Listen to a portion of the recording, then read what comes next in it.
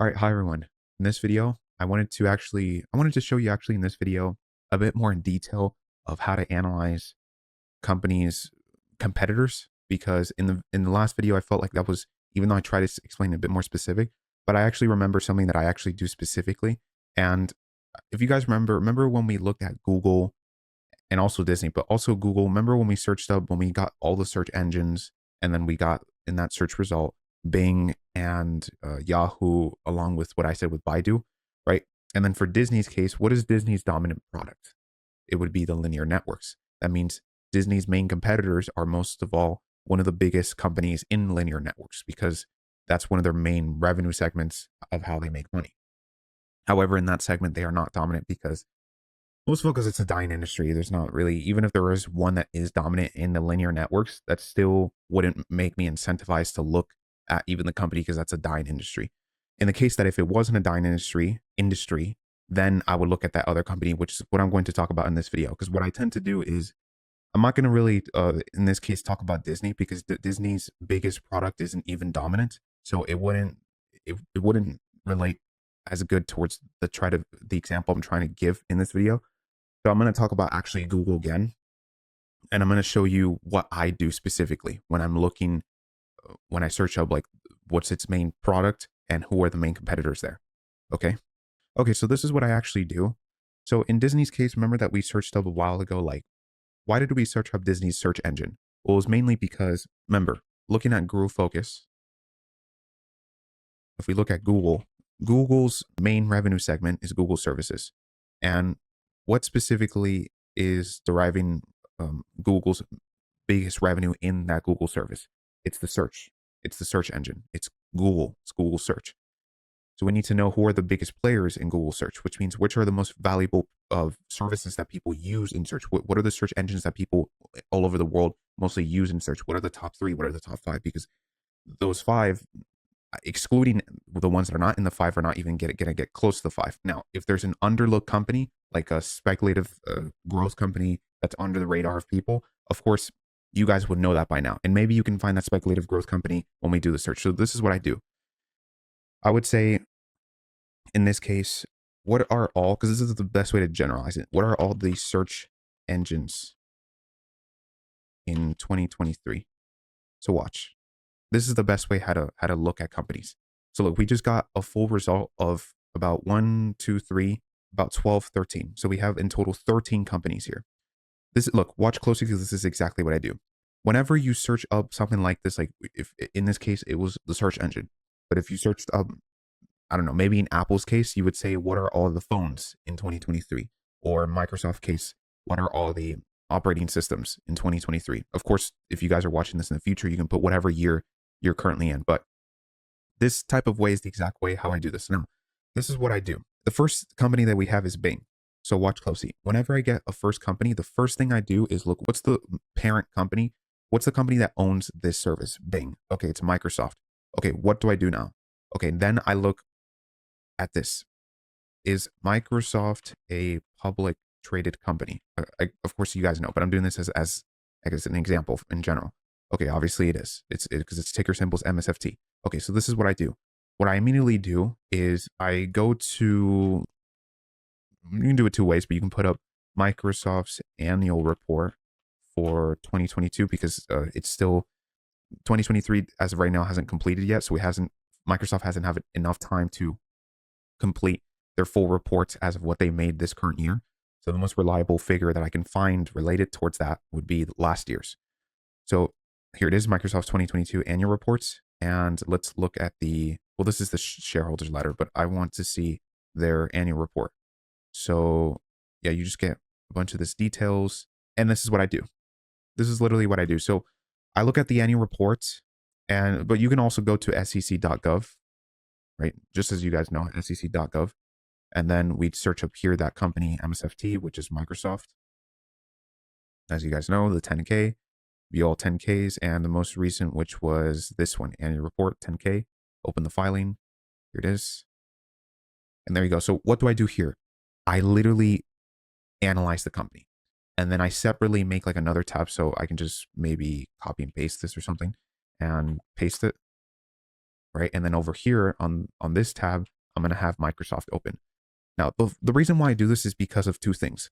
One is that if I fully analyze a different company in the exact same type of industry with the exact same type of similar product that they are selling, I'm going to know whether this new company is a big competitor against the first company I'm looking at, which is Google, right? And this also gives me kind of, I usually say you're really doing two birds, you're killing two birds with one stone, because at the same time you're analyzing another company that could potentially be a better investment compared to your the first company that you saw here, which was Google, right? And second of all, if you analyze this company, you know whether this company is valuable or not, because you're comparing it to the first and you're comparing it to others, as you will search up Microsoft and then you will search up Yahoo and you'll search up DuckDuckGo and so on. So what you're doing here is you're seeing if these companies are valuable, and second, you're seeing which companies aren't. So this is a great way of filtering what you can find in the industry. And this is actually the biggest way I get to understand industries poorly, like fully, by literally reading all the annual reports of their competitors, because that eliminates as much miscognition I can have on the industry and on their competitors to know which one has a better product, a better service compared to that other one. So that's what I do. And so for this case, if I find that Microsoft doesn't even compare to Google's main independent product, then that's fine. In fact, two things can happen: whether Microsoft is not a valuable company, or that Microsoft is a valuable company, but it just isn't dominant in the search engine, but they're completely dominant in some other product. You see, so at the end of the day, though, whatever I do in this other company, like in Microsoft, I literally do a full analysis just as I do it with Google. I look at the Google focus, I look at their revenue, I look at the operating expenses. Everything is the exact same thing.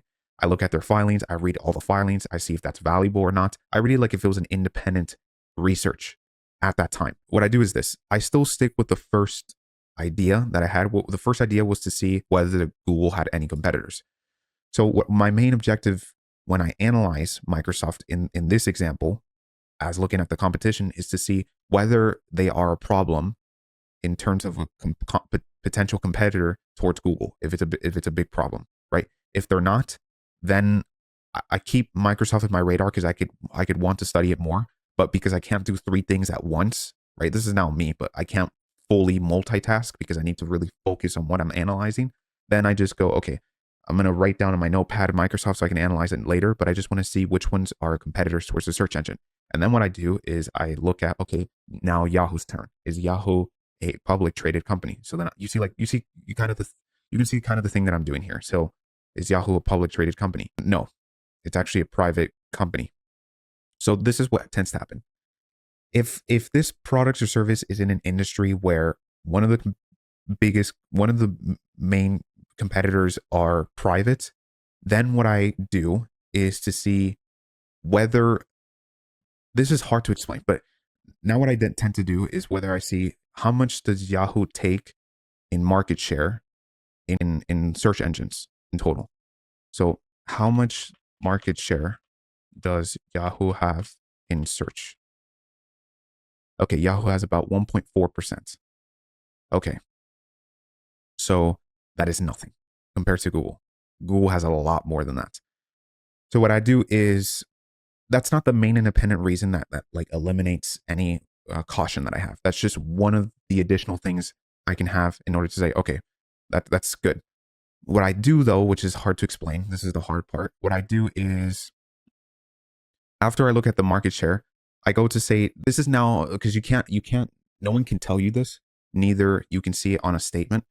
But what's best to see is, are people widely using Yahoo when it comes to this product or service? Like, do a lot of people that a lot of people in the world, are they using Yahoo as an independent search relative to one of the biggest search engines in the world?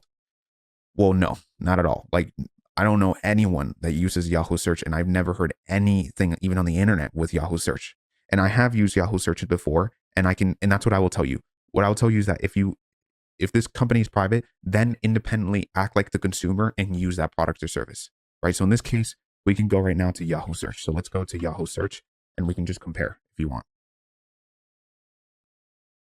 Okay, but you see like how inconvenient that is? Like, who's going to literally, like, if you have a MacBook, why would you independently go out your way and go to Google search or go to Safari, which is the same thing, and search up Yahoo search, you can look at what you're searching for in Yahoo. Like, that doesn't make any sense. It's like trying to play with a toy car when you're driving a car. Like, that doesn't make any sense. You're trying to play a toy car in your car. Like, that doesn't make any sense. It's like the same thing that's going on here.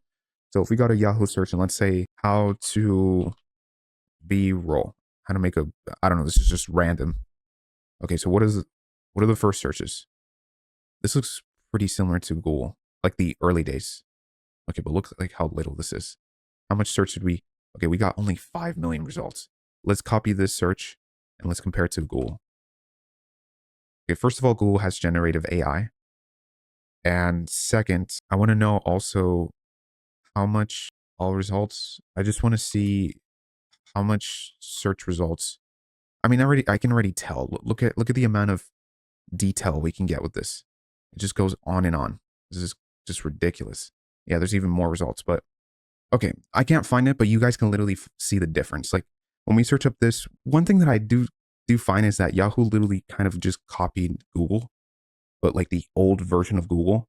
And second, Yahoo only gave us like 5 million results on how to make a B-roll. So you can see here that we got videos, we got blogs, and we have different other searches. We also have like very basic questions underneath.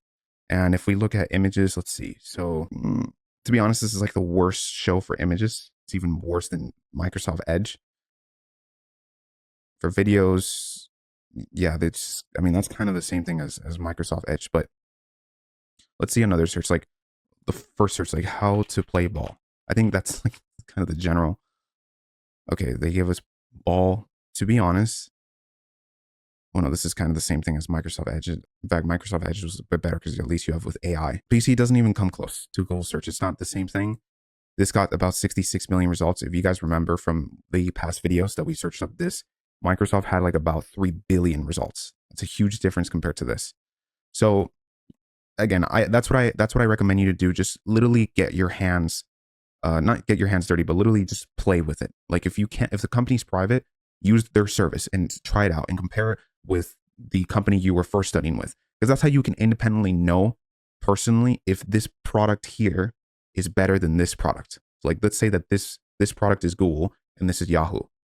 So if Yahoo is better than Google, or over here doesn't look like it. It looks like Google's over here while Yahoo's like down here. So that's how I look at their competition. Now, in this case, if I do see that Yahoo is very, very similar to Google, then I don't invest. Yeah, I know that's very that's extreme, but it's that serious. Why? Because look, you never know. Like if I'm trying to eliminate as much miscognition and I want this investment to be sure. I can't be sure in an investment if I don't have areas that I fully understand. So the way how I can fully understand is by these examples to try the product independently. But if I don't get a clear answer, which one is exactly better, like if Yahoo's the exact same thing as Google, then I wouldn't invest in any, to be honest. But if Yahoo here does make a significant difference to Google, I still wouldn't invest into it. Unless if there's a significant difference, like if they're doing something completely different, they're attracting a different audience, they're trying to develop a different type of product that's going to provide a different consumer behavior, like that would be more of a speculative growth type of thing. But that's the only case. But I wouldn't invest into this even if Yahoo was much better than Google. Why? Because Google has a bigger market share. The problem with that is that Google has a lot more buying power. So Google could easily develop something ambitious while Yahoo would literally have to fight for their life completely with a lot of debt to keep their dominance because they don't have as much buying power. So that's the problem with a company who has a lot of market share, but it's not so great in its products compared to a company that's little, that has a better product, underlooked product that was just new. That's why it's a better product, but it's not even a bigger market share because maybe it's new and it would have to be doing something independently different. Okay.